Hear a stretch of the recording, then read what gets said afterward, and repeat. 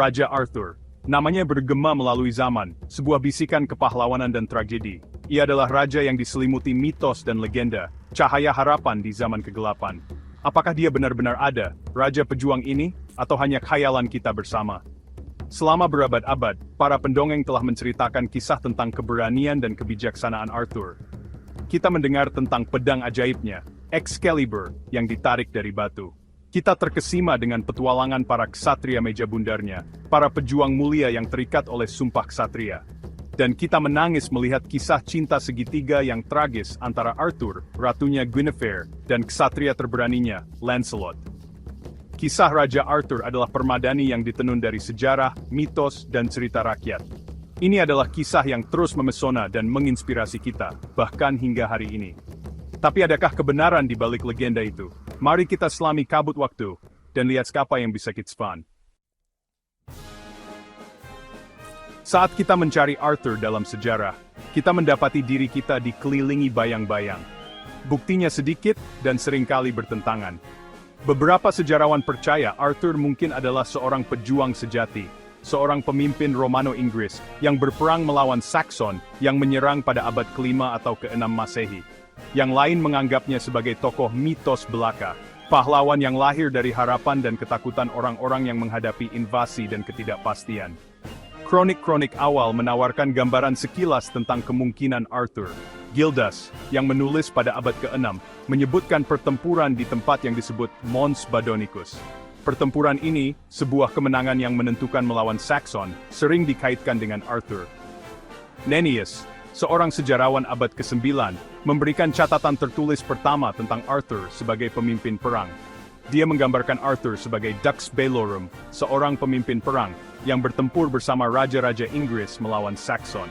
Namun, Geoffrey dari Monmouth, yang menulis pada abad ke-12, lah yang benar-benar menghidupkan Arthur. Bukunya, Sejarah Raja-Raja Britania, menyajikan kisah fantastis tentang kehidupan Arthur, penuh dengan sihir, romansa, dan petualangan. Meskipun karya Geoffrey dianggap lebih fiksi daripada fakta, buku itu mengukuhkan tempat Arthur dalam imajinasi populer. Tidak ada kisah Raja Arthur yang lengkap tanpa unsur-unsur magisnya.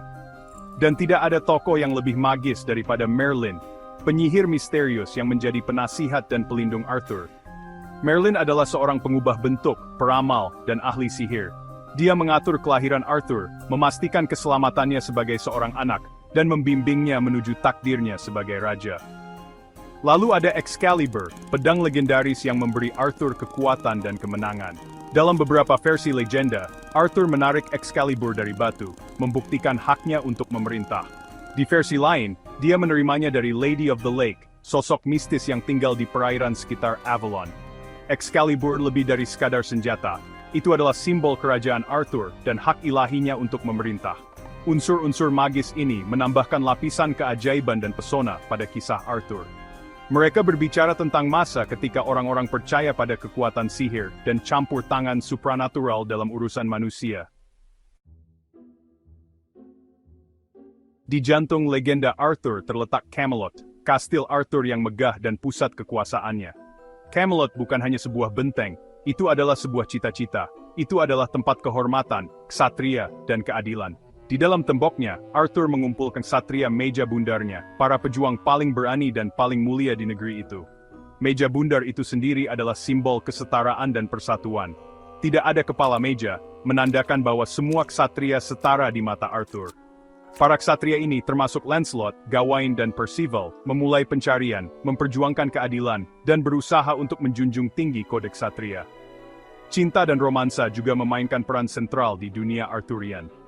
Kisah cinta segitiga antara Arthur, Guinevere, dan Lancelot adalah salah satu kisah cinta dan pengkhianatan yang paling abadi. Guinevere, Ratu Arthur, terkenal karena kecantikan dan keanggunannya. Lancelot, teman terdekat dan ksatria Arthur yang paling terpercaya, terpecah antara cintanya pada rajanya dan hasratnya pada Guinevere. Cinta yang bernasib buruk ini akan memiliki konsekuensi tragis bagi Camelot. Benih-benih kehancuran Camelot ditaburkan di dalam temboknya sendiri. Hubungan cinta antara Lancelot dan Guinevere, yang dilakukan secara rahasia, memberikan bayangan panjang di istana Arthur. Ketika pengkhianatan mereka terungkap, itu menghancurkan kedamaian rapuh yang telah susah payah diciptakan Arthur. Mordred, putra haram Arthur dalam beberapa versi legenda, memanfaatkan kesempatan untuk merebut tahta ayahnya. Ambisi dan rasa haus Mordred akan kekuasaan tidak mengenal batas. Dia mengumpulkan orang-orang yang membenci pemerintahan Arthur dan menjerumuskan kerajaan ke dalam perang saudara. Pertempuran terakhir, yang terjadi di dataran Camlan yang sunyi, adalah benturan loyalitas dan bukti kekuatan destruktif dari pengkhianatan. Arthur menghadapi Mordred, putranya sendiri yang berubah menjadi musuh, dalam duel sampai mati. Pertempuran itu adalah kemenangan pahit bagi Arthur. Meskipun dia membunuh Mordred, dia terluka parah. Mimpinya tentang Britannia Salty dan Markham soalan dirinya. Bagian 6. Raja yang pernah dan akan datang, perjalanan terakhir Arthur. Saat Arthur sekarat, para ksatria setianya membawanya ke tepi danau mistis. Sebuah tongkang muncul, diselimuti kabut, dipandu oleh 3 wanita misterius. Mereka membawa Arthur pergi ke Pulau Avalon, tempat sihir dan penyembuhan di mana, menurut legenda, dia akan disembuhkan, dan suatu hari nanti akan kembali untuk memimpin rakyatnya sekali lagi. Keyakinan akan kembalinya Arthur, raja yang pernah dan akan datang, menjadi simbol harapan yang kuat bagi rakyat Britania. Dia tidak pergi, mereka percaya, hanya tidur, menunggu hari ketika dia akan bangkit kembali untuk membebaskan mereka dari penindasan. Keyakinan ini memicu banyak cerita dan legenda, memastikan bahwa warisan Arthur akan terus hidup. Bagian 7. Gema seorang raja, mengungkap misteri Arthur. Jadi, apakah Arthur nyata? Apakah seorang raja bernama Arthur benar-benar menyatukan bangsa Inggris melawan Saxon? Buktinya tidak meyakinkan. Mungkin dia adalah seorang panglima perang sejati, yang eksploitasinya dibumbui seiring waktu. Atau mungkin dia adalah sosok gabungan, simbol harapan dan perlawanan di masa pergolakan hebat.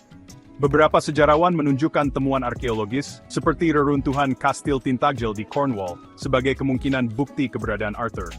Yang lain berpendapat bahwa kurangnya sumber tertulis kontemporer membuat mustahil untuk memastikan sejarahnya. Kebenarannya, seperti Excalibur yang hilang di bawah air, tetap sulit dipahami. Tetapi apakah tokoh sejarah atau ciptaan mitos, dampak Arthur pada budaya kita tidak dapat disangkal. Dia mewujudkan cita-cita ksatria, keberanian, dan keadilan yang terus beresonansi dengan kita saat ini. Bagian 8, dari halaman ke layar, warisan abadi Arthur.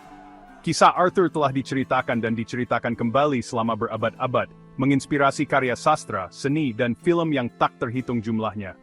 Dari Le Morte d'Arthur, karya Sir Thomas Malory, hingga The Once and Future King karya T.H. White, para penulis telah menemukan inspirasi tanpa akhir di dunia Arthurian. Di panggung dan layar, legenda Arthur telah dihidupkan dalam adaptasi yang tak terhitung jumlahnya. Dari film klasik seperti Camelot dan Excalibur, hingga interpretasi modern seperti King Arthur, Legend of the Sword, dan serial BBC Merlin, setiap generasi menemukan kembali keajaiban dan tragedi kisah Arthur. Pengaruh Arthur melampaui ranah hiburan. Cita-citanya tentang ksatria dan kehormatan telah membentuk sastra dan seni barat. Kisahnya terus menjadi sumber daya tarik bagi sejarawan, arkeolog, dan siapapun yang terpikat oleh kekuatan mitos yang abadi. Bagian 9, legenda terus hidup.